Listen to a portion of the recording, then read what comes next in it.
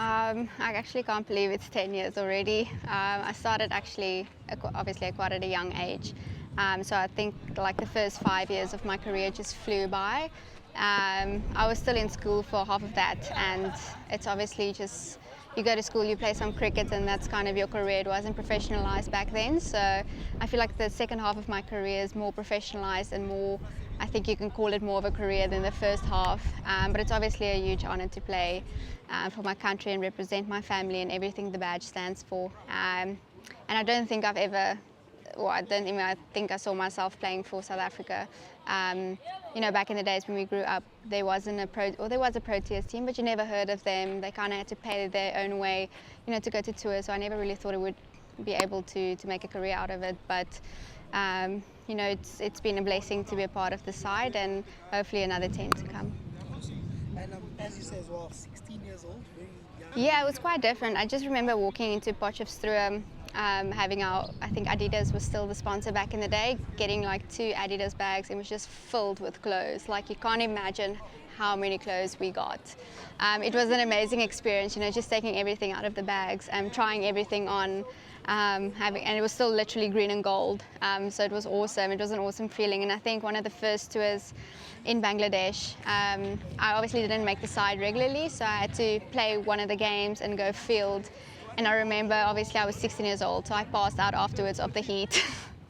So that was kind of the first experience I've had of international cricket, and obviously being in Bangladesh, it was so hot.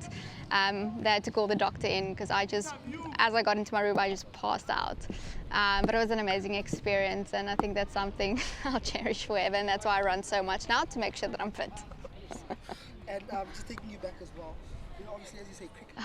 I don't remember what happened with that picture. I'm thinking there was a World Cup at Supersport Park, and I was one of the ball girls. I remember Danae being there as well. We had a photo together, and I think, I can't even remember, I think it was England-Australia final or something like that, but it was on Supersport Park and we were chasing the balls around. And that was kind of my first memory of women's cricket. It was awesome. But I started playing cricket, I think, at the age of 4. I think it's the generic story. You have a brother, your dad was part of cricket, follow your dad around, pick up the ball, not too bad hitting the ball. So that's kind of where it all started, and I just love the game. I think every single ball sport, it was awesome. And I think, as I grew up, I kind of had to have a choice between tennis and cricket. And cricket at the time seemed like a better career option than me trying to get into Wimbledon. So, no, it was just awesome. I think there was a camp as well, like a tennis camp and a cricket camp. And I know Hilton asked me at one stage, listen, you got to make a choice. Are you going to Sun City to play a couple of tennis games, or are you coming to a national camp? And I think that was kind of the turning point for when, I thought I could take cricket seriously and make a career out of it. And you spoke perfectly about how your first 5 years were. Obviously, through a career, you have your ups and your downs, and every tour kind of is like a moment in its own. But I remember that year, I think we played in Pakistan, or we played Pakistan in Doha with a tri-series against Ireland as well, and the wickets just came. Like, I just woke up and I knew I was going to take a 5er today, and the next day I just got a 4-fer that day, and the next I was like, okay, well, got to make it count today, and I took a 5er the day after. And I think that year it kind of just went snowballing from there, just picking up wickets for fun. It was, I wish it would happen again, but no, it was an awesome year. I think I was still very young. I didn't really know. I was bowling to Meg Lanning, or I was bowling to whoever. I just bowled.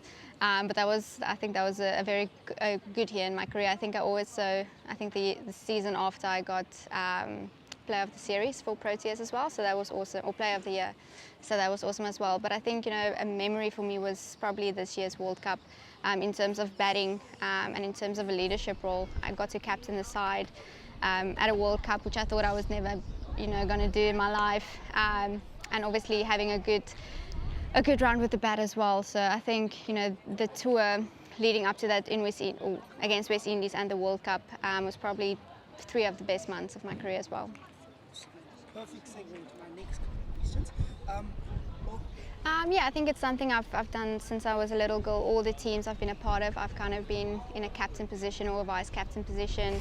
At school, head girl or under head girl, vice head girl, something like the one underneath. So I've always had a leadership role in whichever team I played a part of. So I think it came naturally to me. Obviously, captaining the SA side was something I never knew I was going to do. Obviously, having Mignon as a captain and Danae as the established captain, and obviously us being close in age, I kind of made the calculations for myself that by the time Danae retired, I will be close as well, so they'll get someone new in. So it was quite a surprise. But, for me, I think as I play under different captains in the world, I try to learn as much as I can, and I think something that stood out for me is to create an environment where everybody's feels welcome and feels like they can play their best cricket and just be themselves. So I've been trying to kind of get the girls to just thrive in the environment wherever I'm a part of, and I think as cricketers, cricket is a funny game, and in the heat of the moment a lot of things can happen, so I always try personally to stay as calm as possible, and hoping that that can feed into the players for them to just feel okay and feel that they can just make mistakes and that it's okay and we can learn from them and grow. Last question. Obviously, we're in a mammoth. We had a domestic game this weekend at Newlands, and a lot of the Western Province girls' parents and families and friends came out, and I think there was about 100 people, but they made it sound like there was 1,000 people, and I think that was just, I don't know, something to look forward to. I think when I heard all those people kind of cheering against us, but I think that was kind of, I had an idea of how it will feel like come that first game. So it's obviously very exciting, especially to have our families and friends there. My dad's always been someone who pushed me to get him that plane ticket to go to a World Cup, and I always say, sorry, can't afford it. But this time I promised him a ticket to Cape Town. So it's going to be awesome to have my family there and for them to be a part of a World Cup, and for all the fans to be there and just supporting us.